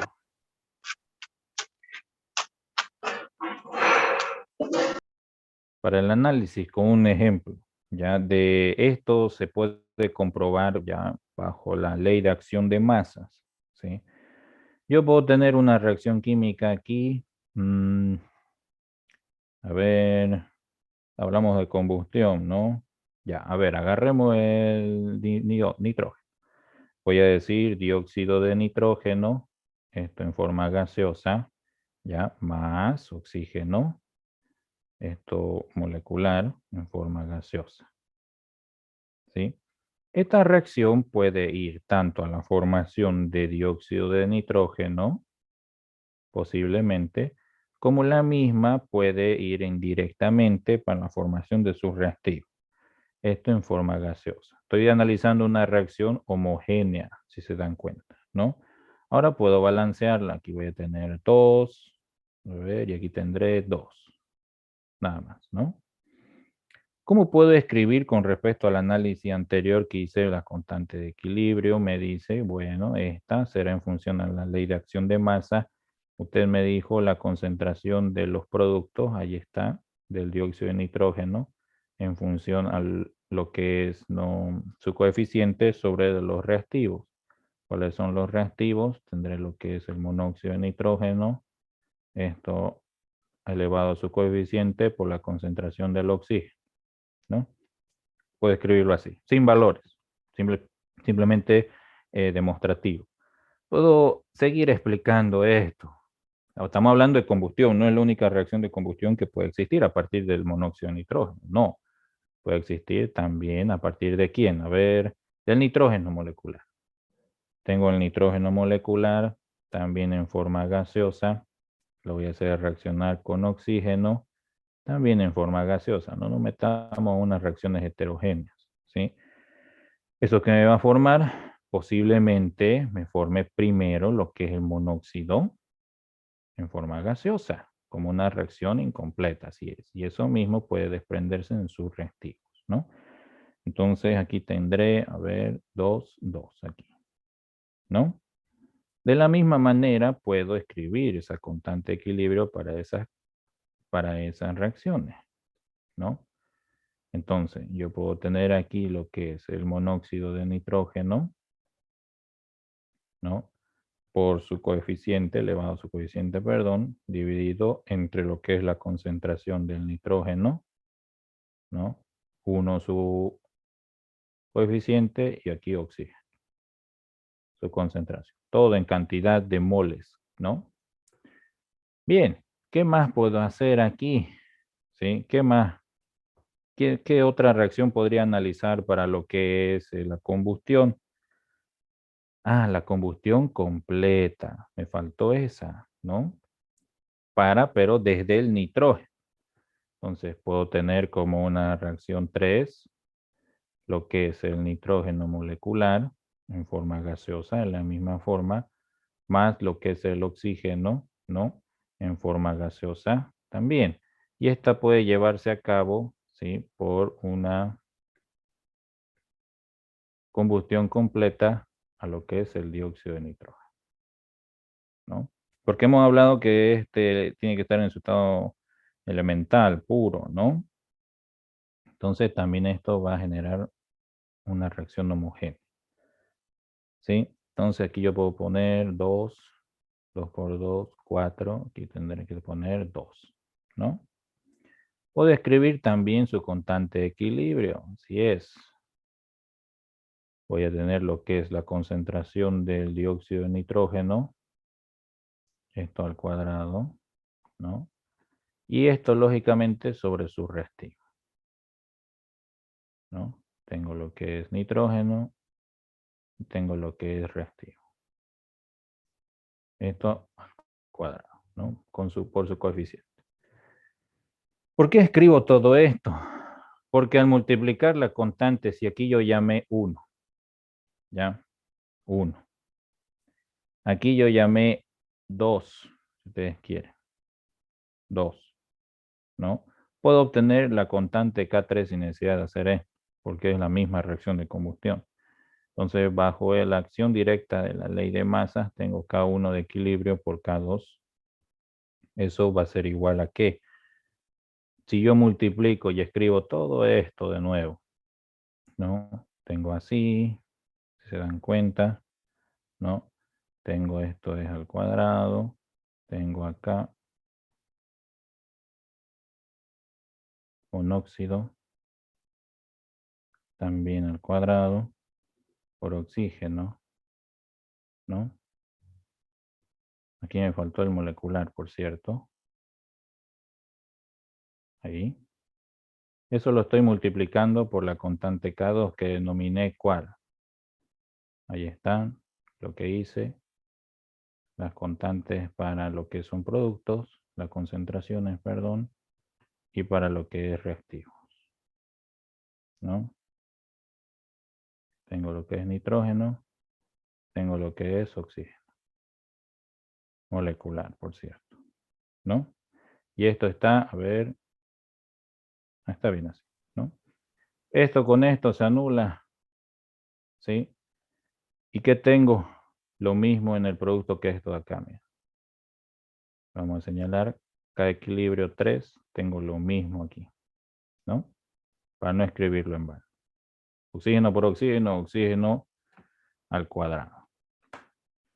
Esto significa que las constantes directas e indirectas están en relación a sí mismas, ya sean para la misma reacción de combustión de un mismo ejemplo, que puede ser la oxidación.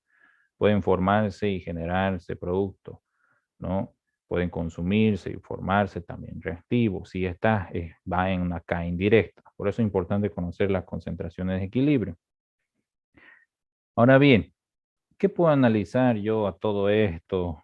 Este es recién el primer concepto de lo que es, en este caso, la teoría de colisiones. Para la formación de productos se requiere energía de activación y ¿qué más dijimos? Energía libre de Gibbs. Para la energía de activación sabemos hacia qué lado se puede desplazar una reacción química. Ahora, la energía libre de Gibbs, ya esta me analiza si un proceso puede ser espontáneo, reversible, ¿no? O espontáneo. No espontáneo o reversible. ¿Sí?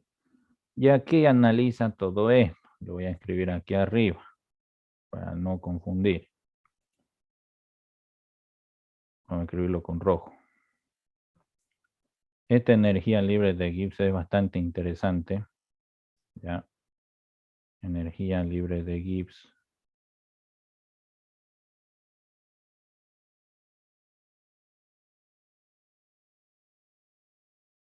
¿Qué condiciones me dice?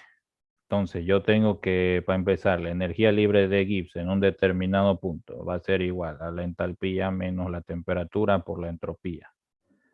Este análisis de aquí queda pendiente. Queda pendiente para balance de energía. Pero solo quiero analizar la energía libre de Gibbs, el resultado. De un punto a otro, para la variación de energía libre de Gibbs, puedo analizar estándar. Yo voy a tener de la misma ecuación la variación de entalpía estándar Lógicamente esto a proceso isotérmico a temperatura constante me va a generar la variación de entropía estándar. Queda pendiente el análisis de esto también. ¿Sí? ¿Qué es lo que quiero analizar? Este concepto, el resultado. Dice, si analizo la variación de energía libre de Gibbs, me dice que va a ser menor a 0, primeramente. La variación de la energía libre de Gibbs puede ser igual a 0, me dice. Y la misma variación de la energía libre de Gibbs puede ser mayor a 0. ¿Qué entiendo por cada análisis de este resultado? Y es lo que me importa ahora en el balance de las concentraciones de materia, ¿no?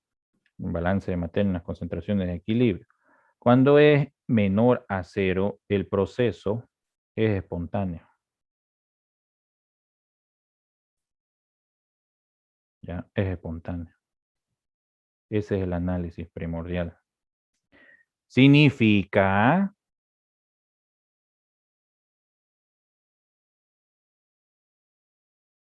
irreversible.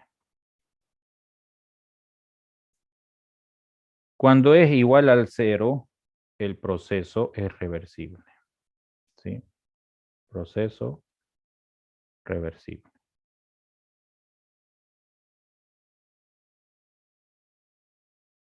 ¿Sí? Que también se le domina en equilibrio. Cuando es mayor a 0, el proceso es no espontáneo. Proceso no espontáneo. ¿Sí? ¿Qué puedo analizar del concepto de energía libre de Gibbs bajo las concentraciones de equilibrio y las constantes de equilibrio? Voy a tener una temperatura de equilibrio.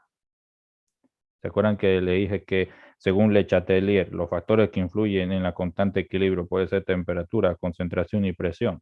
Ya hemos analizado las concentraciones con respecto a la constante de equilibrio y ahora puedo analizar lo que es la temperatura. Esta va a ser igual bajo el principio de la energía libre de Gibbs a la variación ¿de qué?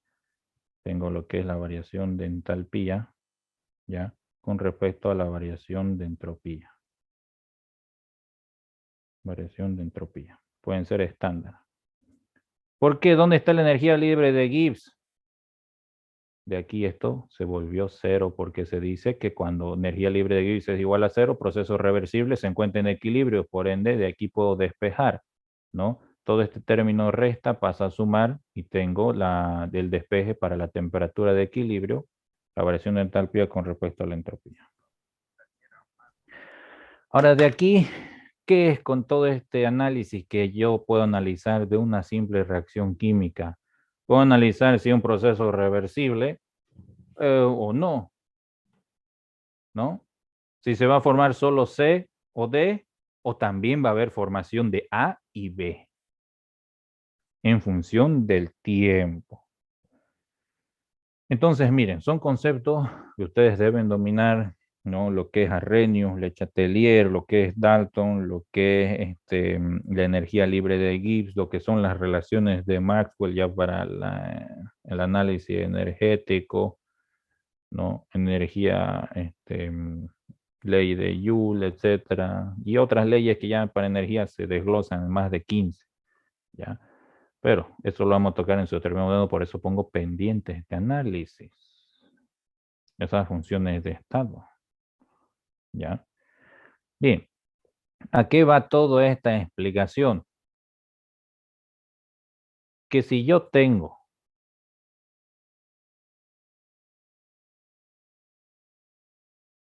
un análisis de colisiones entre reactivos y productos, puedo tener varias colisiones aquí, ¿ya? Puedo colocar, a ver, vamos a poner un análisis de cinta, voy a mostrar los enlaces y voy a mostrar un cronómetro en función del tiempo. Voy a analizar una reacción simple y voy a decir que tengo una cierta cantidad de moléculas, voy a poner una temperatura inicial, tengo una cierta cantidad de moléculas, voy a poner 3 y voy a poner 4. No, 3 y 4, ¿sí? Bien, Entonces voy a comenzar y miren, va a haber un momento, analicen ya, en que voy a aumentar la temperatura y fíjense las cantidades actuales de los reactivos y productos. Necesitan un tiempo para que estos empiecen a reaccionar entre sí y ahí está, se empezaron a formar reactivos, empezó a la formación de reactivos y hasta que estos vuelvan a su estado inicial, que es los mismos reactivos A y B, porque va a haber una descomposición. Ahorita hay una formación, miren, ya cambió. Había formación de 2, miren, 2, 2, y ahora se va a descomponer, miren, sigue reaccionando en 2, 3 apareció, volvió a descomponerse. Significa que es una reacción reversible, ¿no? Una reacción reversible, llegó a su energía libre de Gibbs igual a 0, hasta que en un momento esta reacción se torne irreversible, la energía libre de Gibbs va a ser menor a 0, las constantes de equilibrio indirecta, en este caso, no va a existir. Miren, ¿no? Entonces va a necesitar un tiempo determinado, ¿sí? Hasta que paren las moléculas de reaccionar. ¿Y esto en qué afecta? Las concentraciones de productos y reactivos están condicionados bajo los rendimientos, bajo la fracción de conversión, bajo la fracción en exceso, ¿sí? Que hemos visto en teoría ahorita y bajo lo que es el grado de avance y la selectividad del balance de materia, ¿no? Bien, entonces miren, ahí recién podemos entender bien qué es lo que pasa en un reactor, ¿no? Y lo voy a dejar aquí para no cargarlo, para ya luego seguir el día sábado y entrar a detalle nuevamente cada uno de estos conceptos más la aplicación de su fórmula y entrar a un primer problema, ¿sí? Pero eso es la teoría y ese es el conocimiento básico de cómo se llevan a cabo las reacciones químicas y hay que saber. Todo eso está condicionado, vuelvo a repetir, por factores de rendimiento, fracciones de conversión, fracciones en exceso, grado de avance, la cantidad de producto que se forma o de reactivo consumido y la selectividad.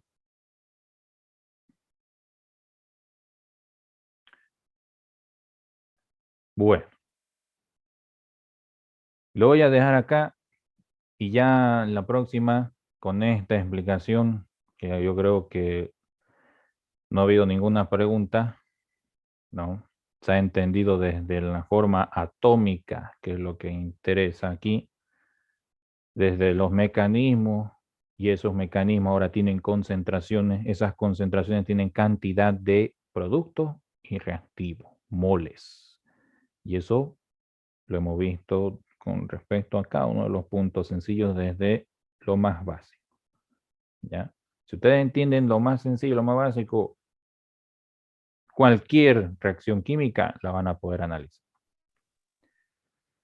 Bueno, ¿alguna duda, consulta?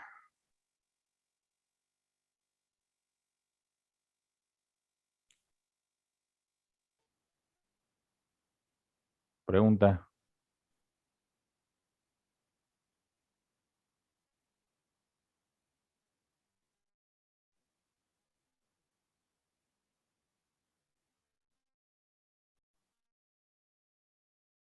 Bueno, jóvenes, si no hay ninguna duda, consulta, eso sería todo. Nos vemos, hasta luego, que tengan un buen día. Hasta luego. Hasta luego.